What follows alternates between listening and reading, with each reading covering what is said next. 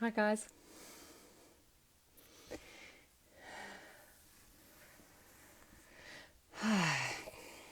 So I'm just reading through some of the questions that have been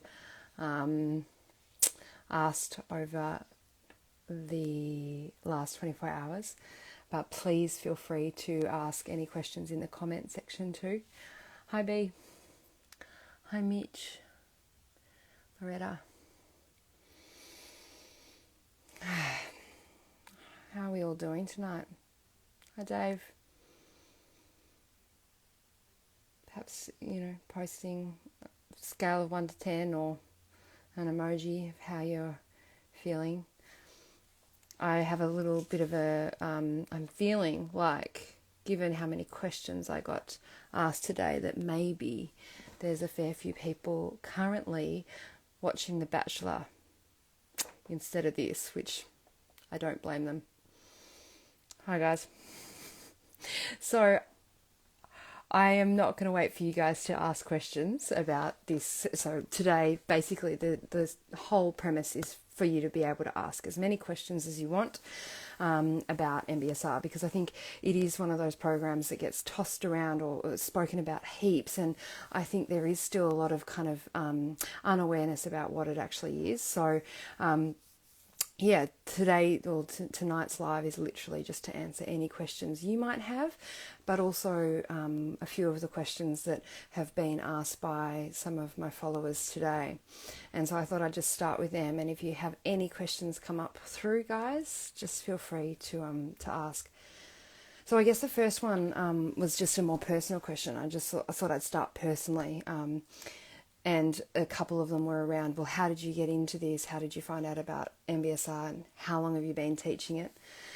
And I think for any of you who have done a corporate session or a session with me, you'd hear the story a lot that, 15 years ago, I was working in a mid-tier law firm. I was an article clerk, and it was probably the furthest thing from what I thought I'd be doing. But that's not that I wasn't already practicing some of these tools. I was using them to manage my stress and anxiety through a law degree. I was using it to manage my relationships. I don't think I was doing a very good job of it, but it was definitely something that was on my radar at that point. But it was really in 2013 that I started to teach MBSR in some form, and by that stage I'd already done my yoga teacher training, and I'd started to have an awareness of MBSR. I hadn't done my training yet, and I was doing a kind of truncated version. I'd done an MBSR and I was starting to train, so it's really been since then.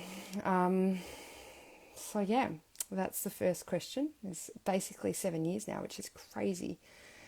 And in between that time, there's been so much training. I don't think I ever realised how much training. Like when I booked my first trip to China with John and Saki back in 2013, I was like, oh yeah, I'll just go to this professional training 7 days. I'll have some skills by then, and be able to do it. And I remember looking at the length of the actual certification process, and it was ridiculous. There was so many silent retreats, and there was just so much that I had to do to kind of become certified. But interestingly, to begin with, I was really, like a bull at a gate. I just was trying to work out how I could do it as quickly as possible. But the further I got into the training, the more I wanted to slow down, the more I recognised how much I had to really let these practices sink in. So that's a little bit about me. One question from one of the followers, and guys, please feel free to ask questions, was what does my version of an MBSR entail? And I think that that's a really important question to ask, because I do worry that there's a lot of different versions of MBSR out there in the world. And I think the first thing I would address with that is I think it's really important, if you're thinking about doing a mindfulness course and you have come to it from a place of maybe having anxiety or chronic pain, or you've heard about these things, that you make sure that you look at the organisation and the facilitator and make sure that they have, some baseline requisite qualifications. and training. Sorry, that was just my husband's things. Training in MBSR, and what that usually is at least 2 or 3 years training with an institute that is recognised. Silent retreat practice. So it's definitely worth asking your facilitator what qualifications they have in teaching this MBSR in this course. Because the reality is, part of the reason why the certification process has been so rigorous is that the MBSR was born out of a medical school in Massachusetts, the University of Massachusetts Medical School, and it was created in a very structured way so that it actually could be researched, and that we could establish what the benefits was. That was the first time any mindfulness program had ever done that, and that's why John has, I guess, such a cult following, or is so world renowned now, because what he did for mindfulness and science was create a very generalized definition of mindfulness, and then develop this program that could really be rolled out in a very systematic and similar way, so that then it could be studied, and we could see the amazing scientific benefits that it brought. So what my version entails is the same as what should be every other version in the world. When you come to an MBSR, it should be pretty stock standard. That said, each teacher has their own flavour based on where they're coming from the curriculum. So some people are definitely a more cognitive, have come from a psychology background, and so they might be more cognitive with the way that they teach it. Others have a more Buddhist background, so they're going to bring in elements of Buddhism more so than it's a psychologist or someone that's really taking it very non-sectarian. That said, the content really isn't religious. A lot of the Buddhist themes, I guess, that are in there, because of course they are, because the basis of MBSR was actually born by John when he was sitting in a silent retreat, a 10-day silent retreat, and he was a molecular biologist at that point in the 70s, and he had a foot in both worlds. And he just thought what he was doing in the Vipassana was so remarkable and healing that he wanted to find some way to merge it. So there is obviously always going to be the elements of Buddhism, but it doesn't really matter. It's not really important that you are a Buddhist or that you have any kind of lineage with it at all. So basically it entails 8 weeks, and each session is usually 2.5 hours, or around about that amount of time. And what the sessions revolve around are practice, so a fair bit of actually establishing a practice. Then there's also discussion, lots of discussion.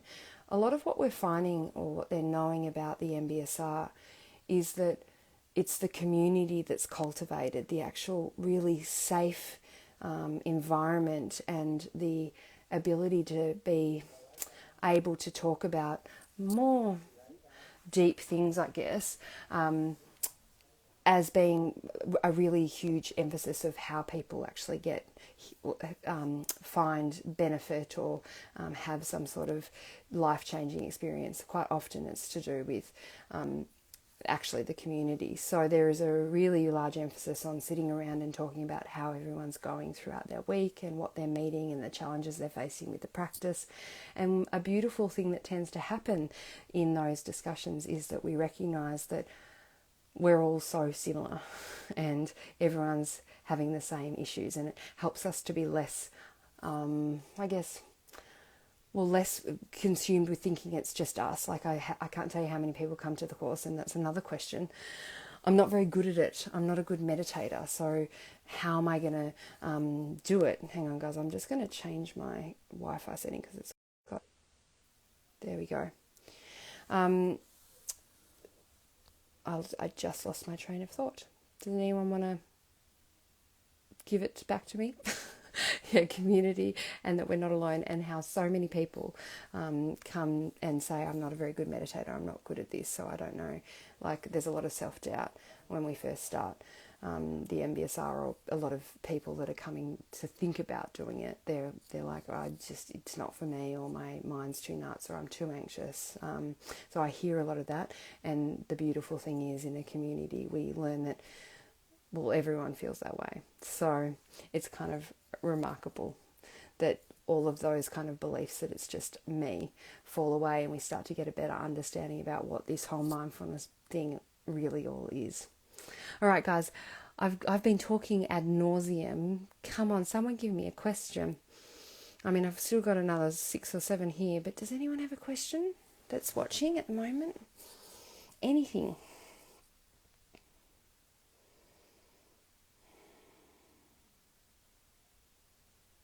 I can hear my son not going to sleep at the moment. No? No one? Okay, that's cool. I'll just keep answering the questions from earlier.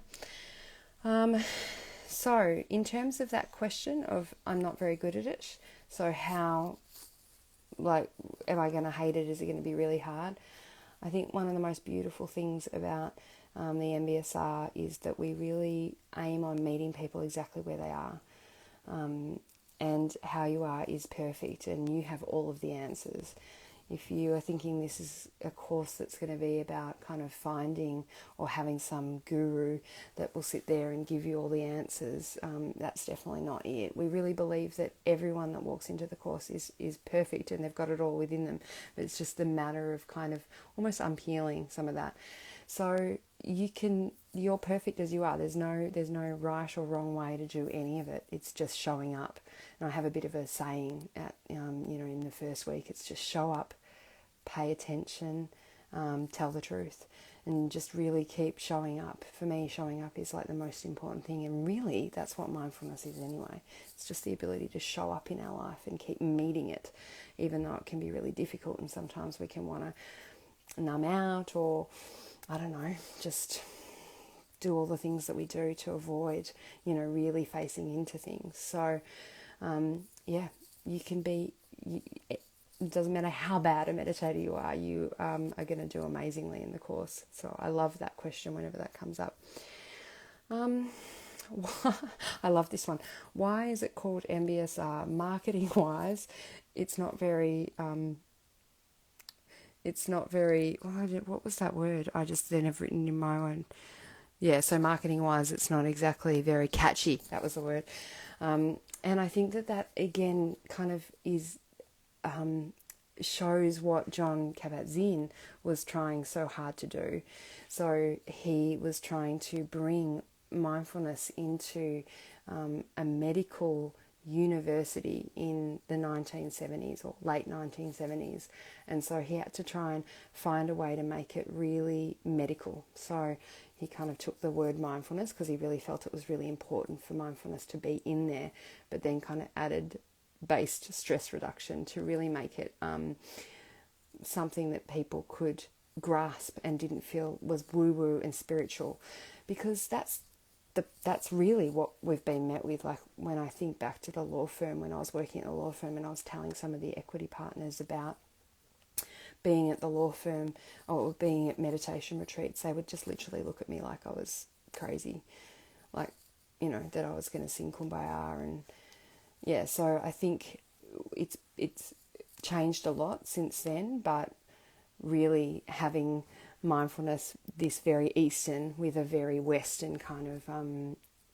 rest of the name, really kind of encompasses what this program's trying to do, which is find some way to converge the two and make it relatable for all of us, so that it doesn't matter who you are, whether you're the partner of a law firm, the most ochre bloke, the most spiritual person, that when you're in this course, there's room for everyone. And that's, I think, why I felt so enamored by it. In fact, I just love it for that reason. The amount of participants I've had in my time that are just so unexpected, and then they are just amazing and they have such an incredible time. So, yeah. What kind of person takes the MBSR? So that's a good question. How can we apply MBSR in our daily life? Great one. Thanks, Anne. So the MBSR has a component throughout the 8 weeks of formal practice. So you have to do a formal practice daily, which is pretty comprehensive. And obviously I always say as much as you can do it. But the thing I think is most amazing about the program is the informal practice. So you've got homework that you have to thread into your entire day, and there's a different kind of practice almost weekly. So by the end of the 8 weeks, you've got probably 10 to 15 little informal practices that you're starting to incorporate into your life. And some of them are awareness of positive moments in your life and really stopping and not letting them slip off, and really appreciating, pleasant moments and feeling them in the body.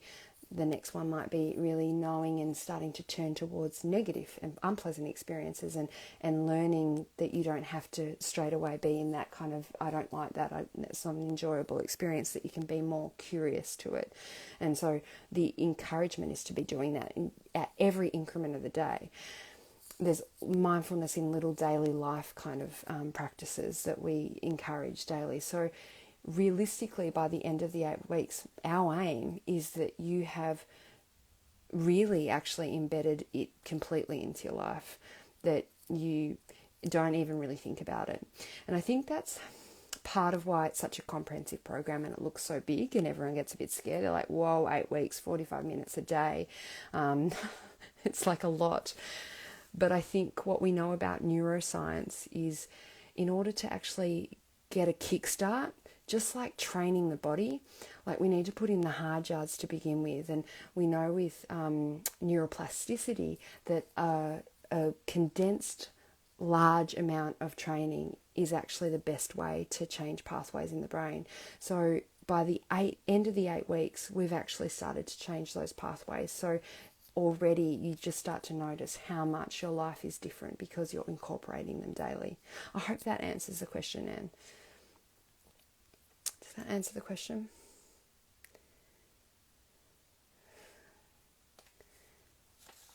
Great. All right. So what kind of person takes the MBSR? Every single person that lives in the modern world. Every single person needs to take the MBSR, every single person. Like, there's no one that shouldn't take this course, honestly, because, and I'm actually thinking about changing the name of my business at the moment, and I'm really thinking, it's just this notion that we are so pressured, we're so distracted, we're always on, we're information overloaded, and then we've got this crazy, reality at the moment. And if we don't have the tools to actually know how to navigate that, we'll just, it's amazing how so many people at the moment, as they are, confined to their homes in Melbourne, where I am, everything starts to bubble to the surface because we've just been so chronically busy. We're almost busy just to avoid all of these feelings, and then all of a sudden we're stuck with them all.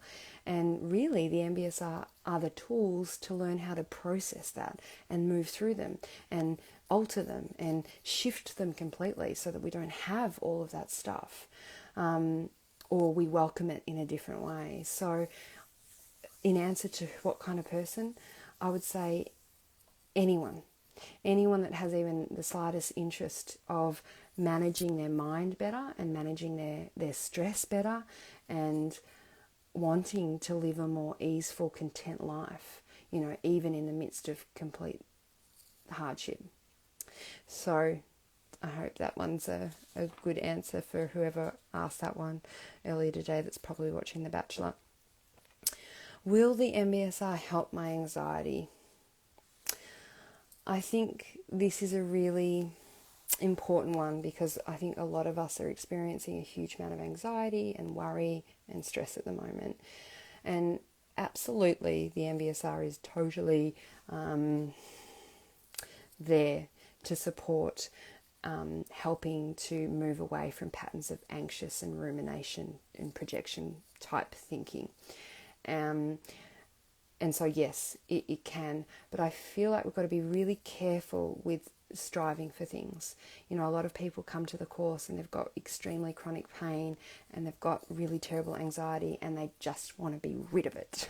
I want to be rid of my depression, rid of my anxiety. I just want to feel good. And that's where the whole thing can start to be problematic, because you can see that there's just a lot of striving and pushing for an outcome. And what this course is actually all about is starting to kind of settle into and change our relationship with it. And interestingly, in doing that, if we have the capacity to let go enough and surrender into whatever it is that we're struggling with, be it anxiety or depression or chronic pain or illness, when we surrender to it and start to face or meet it in a different way, quite often it lessens.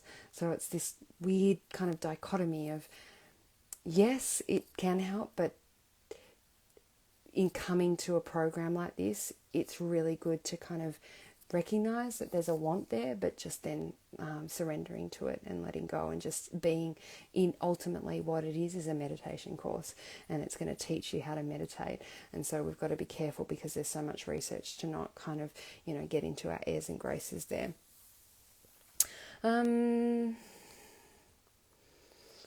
What else? I think that's it. That's all the questions I've got. So if you guys don't have any other questions at all, then I think that's all of them.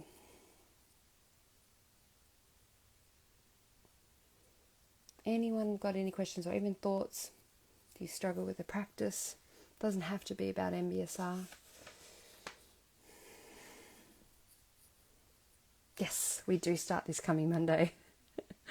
Yeah, so logistics would be good, wouldn't it? So we do have an MBSR course starting this Monday. Obviously, it'll be from your own homes over Zoom at 7:30. So we've got 3 spaces left, and yeah, it's going to be my first online soiree. Yes, so manuals, if you have joined the course, and Anna, you have definitely joined the course, manuals are going to be sent out to you so that you have the physical manual as well. We will be doing PDFs as well, and having a Facebook group where all of the information will be kind of also placed, and an opportunity for the group to kind of I guess get to know one another as well if they want to. But yes, manuals will be sending out. So Anna, if you haven't sent me your physical address yet, please do. Yes, what is required by the daily commitment? So this is a really good one, because I think people come with such a commitment, and the commitment is 45 minutes a day. However, during this COVID time, for me, the commitment is self-care. So whatever you can do is the best, is the best for you. Quite often people come to the course and all they've done all their life is follow the rules, do everything right and by the book. And they get into the course, and what they're learning is that this is actually a practice of non-doing. And so they just stop striving altogether, and they have the most amazing breakthroughs. And so they might not do many practices at all. So for some people, that's what happens. For others, they work at 45 minutes a day and really see massive breakthroughs that way. So I think it's important to not get too caught up, even though we do say and encourage and really try and, you can see me as a personal trainer. I really encourage and help to foster that practice, but at the same time, I'm not going to be sitting there going, you didn't finish it, because that's just not what we need at all. Hi, Sarah. Oh, thank you. Sarah was at one of my first MBSRs, or maybe like 2 years into the training, 2014 and 15, at Grassroots. And I still remember you walking in your high-vis on that first day. Yeah, we must go for a walk one of these days. So any other questions for anyone who's here? as I was just saying, so we've got an MBSR starting next Monday.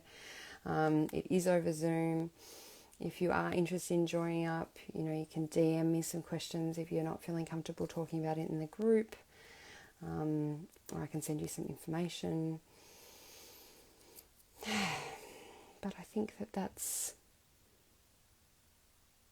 it. Unless there's any other last questions.